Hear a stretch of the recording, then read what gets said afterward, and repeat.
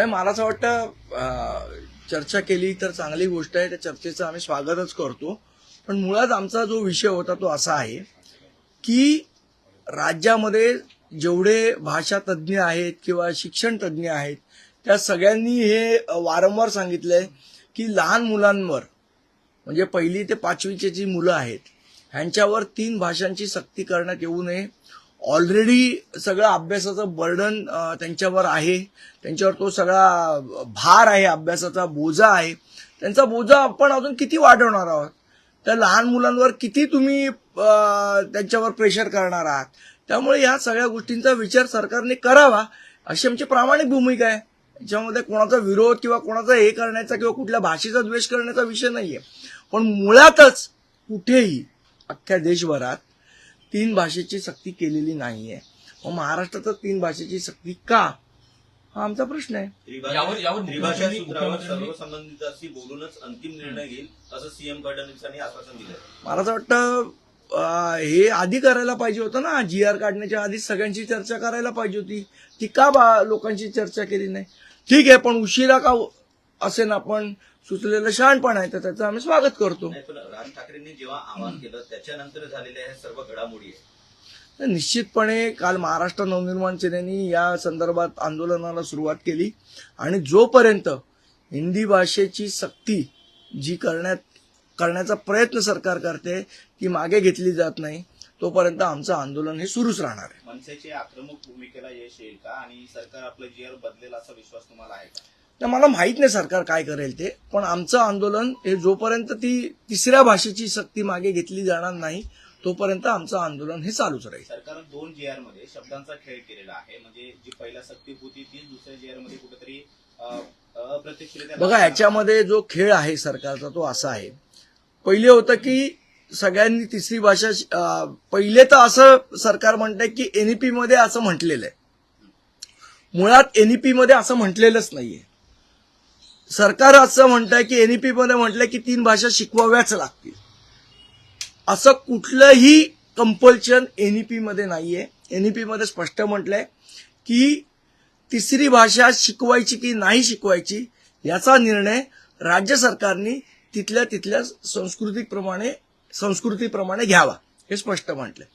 मग आमचं म्हणणं आहे की आज गुजरातमध्ये अशी सक्ती केलेली नाही, आज उत्तर प्रदेशमध्ये अशी सक्ती केलेली नाही, आज मध्य प्रदेशमध्ये अशी सक्ती केलेली नाही, आज तामिळनाडूमध्ये अशी सक्ती केलेली नाही, आज कर्नाटकमध्ये अशी सक्ती केलेली नाही, आज पश्चिम बंगालमध्ये अशी सक्ती केलेली नाही.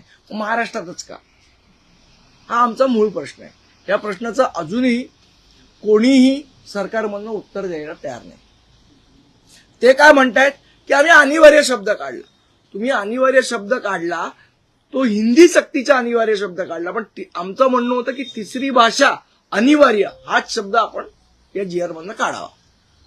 शब्दांचा खेळ होऊ शकतो पुढे चालून जर असं नाही झालं तर? मला माहित नाही. आता ठीक आहे, आता खेळ खेळायचेच आहेत सरकारला तर त्यांनी राजकारणातले खेळ खेळावेत, लहान मुलांच्या आयुष्याची खेळू नये एवढंच आमचं म्हणणं आहे. विद्यार्थ्यांमधील असमानता दूर करण्यासाठी त्रिभाषा सूत्र स्वीकारलं असं आशिष शेलार म्हणतात. कुठली असमानता? इतर राज्यांमधील जी भाषा असेल किंवा काल त्यांनी जी पत्रकार परिषद घेतली त्यामध्ये त्यांनी म्हटलंय की अन्य शिक्षण मंडळ असतील किंवा अन्य माध्यमांच्या शाळांमधील किंवा अन्य राज्यांमधील ज्या शाळा आहेत आणि आपल्या राज्यातील शाळा आहेत कुठेतरी विद्यार्थ्यांमध्ये असमानता येऊ नये म्हणून हे कसले मला एक समजत नाही. याच्यात हिंदी भाषा येऊन कुठली समानता साधली जाणार आहे हे तर आम्हाला समजावं एकदा. आणि हिंदी भाषा न आल्यावर कुठली असमानता येणार आहे की बाबा हिंदी भाषा शिकली तर काय तुम्हाला नोबेल पुरस्कार मिळणार आहे का? तुम्ही आणि आपण 5वी पासून शिकलो ना हिंदी भाषा. तुम्ही करताय ना हिंदी चॅनलमध्ये पण कामं. कुठली असमानता आहे? हे बघा, जर एखाद्याला एखादी भाषा शिकावीशी वाटली त्याच्यात गैर नाही, पण तुम्ही जे कंपल्शन करता की 3री भाषा पहिलीपासून शिकवा, ह्या गोष्टीला आमचाच नाही तर महाराष्ट्रातल्या साहित्यिकांचा, महाराष्ट्रातल्या कलाकारांचा, महाराष्ट्रातल्या जे शिक्षण तज्ज्ञ आहेत त्यांचा, या सगळ्यांचा विरोध सरकारने लक्षात घेतला पाहिजे. एवढं असंवेदनशीलपणे वागून सरकारला चालणार नाही. हिंदी भाषेचं समर्थन करताना हिंदी भाषा ही पर्यायी भाषा आहे असं स्पष्टीकरण देताना पाहायला मिळते. पर्यायी भाषा म्हणून हिंदी भाषेचं नाही, पण मुळात 3री भाषेची गरज काय आहे आमचा मूळ प्रश्न हाच आहे, पहिलीपासून तिसऱ्या भाषेची गरज काय? त्यांचं आतापर्यंत आपल्या शिक्षण पद्धतीमध्ये आपण 2 भाषा शिकत होतो, आपल्याला कुठे अडचण आली का? आता आडमार्गाने ही हिंदी सक्ती करायची गरज काय आहे, हा आमचा मूलभूत प्रश्न आहे. हिंदी का हवी यावर ते बोलताना कोठारीचा जो अहवाल आहे 64, 66 आणि 68 सालचा, त्यामध्ये हिंदी का महत्वाची आहे त्याचा त्यांनी अहवाला देत म्हटलंय की कोठारी म्हणजे ब्रह्मदेव नाही ना, की ते म्हणाले ते सगळं बरोबर असेल. आमची शिक्षण तज्ञ त्यांनी रमेश पानसेंचा पण अहवाल वाचावा, कोठारींचाच कशाला, पानसेंचाही अहवाल वाचला तरी त्यांना कळेल काय आहे त्याच्यामध्ये म्हटलंय ते. काल तुम्ही टीका केली होती, संड हा शब्द वापरला होता तुमच्यावरती. सर, मराठी हिंदीचाच एक मुद्दा आहे. विरोधकांकडून असं सांगितलं जात आहे, आरोप केला जात आहे की ही सवय झाली आहे का मनसेने एक मुद्दा उचलायचा आणि मग सरकारने त्याच्यावरती परत रिप्लाय बॅक करावं. बघा, मुद्दा जेन्युइन असेल तर सरकारला रिप्लाय बॅक करायचंच आहे. मग तो कोणी उचललं, मनसे असो उबाट, आता ते लोक मुद्दे उचलत नाहीत, त्याला आम्ही काय करणार? सामनामध्येही अभिषेक आलाय, हिंदीचे मास्टर फडणवीस सामनामधून.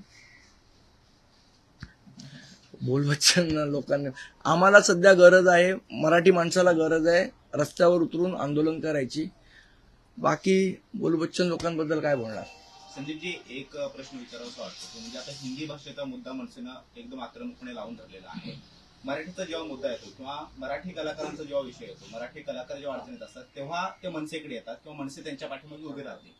मराठीच्या मुद्द्यासाठी एकही मराठी कलाकार समोर येऊन ठामपणे भूमिका का मांडत नाही? अगदी हातावर मोजण्या इतके 2-3 कलाकार सोडले तर मराठीचे अनेक कलाकार आहेत जे मनसेच्या अनेक कार्यक्रमांमध्ये आम्हाला पाहायला मिळतात, मात्र ते यावरती आपली भूमिका मांडत नाही. दुर्दैव आहे महाराष्ट्राचं. आज तुम्ही बघा, कमल हसन असतील किंवा दाक्षिणात्य अभिनेते प्रकाश राजांचं मी परवा हे बघितलं, त्यांचं एक मला असं वाटतं कुठेतरी इंटरव्ह्यू होता या हिंदी चॅनलवर इंटरव्ह्यू होता, तिथे ठामपणे त्यांनी हिंदी सक्ती का नको या विरोधात भूमिका मांडली. दुर्दैवाने आपले मराठी कलाकार, आता परत मी ते वाक्य बोलत नाही कारण त्याच्यावर गदारोळ होईल, पण त्यांनी अभिमानाने वागायला पाहिजे. नाही, काल तुम्ही जो शब्द वापरला होता स्टंड, तर त्याच्यानुसार तुमच्यावरती हक्कभंग आणण्याच्या तयारीत आमदार लोक आहेत. तुमची प्रतिक्रिया?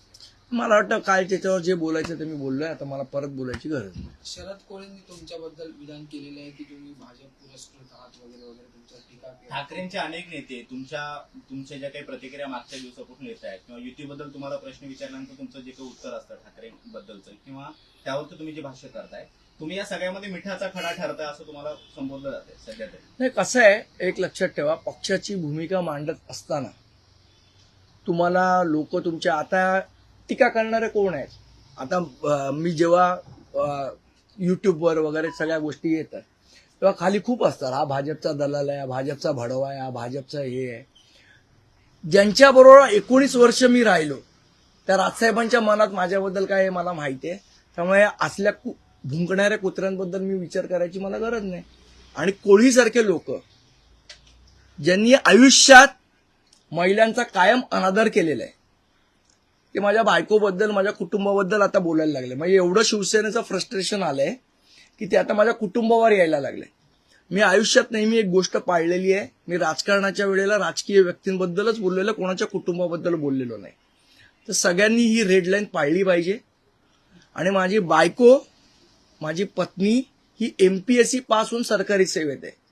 ती काँग्रेसच्या काळातही होती, उद्धव ठाकरेंच्याही काळात होती आणि आता भाजपच्याही सरकारच्या काळात आहे.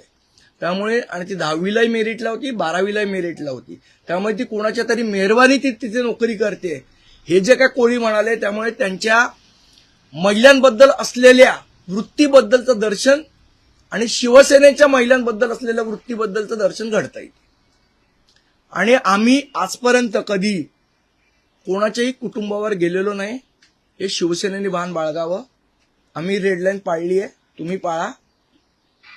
तर आम्ही पाळायची सोडली तर मग खूप गोष्टी वेगळ्या घडतील. संदीपजी, पण दुसरा एक असा प्रश्न, ठाकरेंचे बरेचसे नेते ज्यावरती या सगळ्यावरती प्रतिक्रिया देत असताना मनसेकडून ठोसपणे असं एवढं नाही, बघा, मुळात मुद्दा ह्याच्यात असा आहे की बोललो कोणी पाहिजे? उद्धव साहेब, राजसाहेब. मग बाकीचे का बोलतायत? आणि काही तर आमच्या इथलेच गेलेले बाडगे एवढी जोरात बांग देतात की त्यांना दाखवावं लागते की मी बाडगा आहे तर माझी बांग जोरात गेली पाहिजे, त्यामुळे ते बोलतात. पण अशा भुंगड्याने काही होणार नाही. जोपर्यंत दोन नेते एकमेकांशी बोलत नाही तोपर्यंत ही घटना घडू शकत नाही. सकारात्मकतेचा कितीही जप, आता ट्रम्प पण म्हणतात सकारात्मक आहे, पण इराणने अजून सीजफायर मान्य नाही केलंय. केंद्रीय निवडणूक आयोगानं पुन्हा एकदा निवडणूक कामाची जबाबदारी जी आहे ती शिक्षकांना दिलेली आहे. यापूर्वी मनसेने याला विरोध केला होता. कसं पाहता या पूर्ण विषय? आता कामाच्या ठिकाणी पूर्ण वेळ राहून अतिरिक्त निवडणुकीचं काम करण्याचे निर्देश देण्यात आलेले आहेत शिक्षकांना. मला वाटतं हे धोरणच चुकीचं आहे. प्रत्येक वेळेला ते करायचं, प्रत्येक वेळा आम्ही विरोध करायचा. मला असं वाटतं निवडणूक यंत्रणा म्हणून आपण त्याच्यामध्ये काही सुधारणा केली पाहिजे. त्यांना लागणारा स्टाफ किती आहे. मला हे मान्य आहे की निवडणुकीचं काम प्रचंड असतं. ते निवडणूक आयोगाकडे स्वतःचा स्टाफ नाही, त्यामुळे त्यांचा जो सगळा स्टाफ हायर करावा लागतो. पण हा स्टाफ हायर करताना मला असं वाटतं शिक्षकांना त्याच्यातनं वगळले गेले पाहिजे. एक तर तुम्ही शिक्षकांवर रोज नवीन नवीन जबाबदाऱ्या देता. आता मला वाटतं जनगणनेची पण जबाबदारीमध्ये तुम्ही परत शिक्षकांना आणणार. मला असं वाटतं शिक्षक हे मुलांना शिकवण्यासाठी आहेत, त्यांना या कामात इन्व्हॉल्व करणं चुकीचं आहे. विद्यादानाची उज्ज्वल परंपरा असलेलं विद्येच्या माहेरघरातील आदर्श विद्यापीठ टिळक महाराष्ट्र विद्यापीठ पुणे 2025-26 या शैक्षणिक वर्षासाठी प्रवेश सुरू. BSc AI and ML, BSc data science आणि MSc डेटा सायन्स. अत्याधुनिक सुविधा असलेले ISO 21001 मान्यता प्राप्त टिळक महाराष्ट्र विद्यापीठ पुणे. अधिक माहितीसाठी संपर्क 922300 2070 किंवा 922300 2071.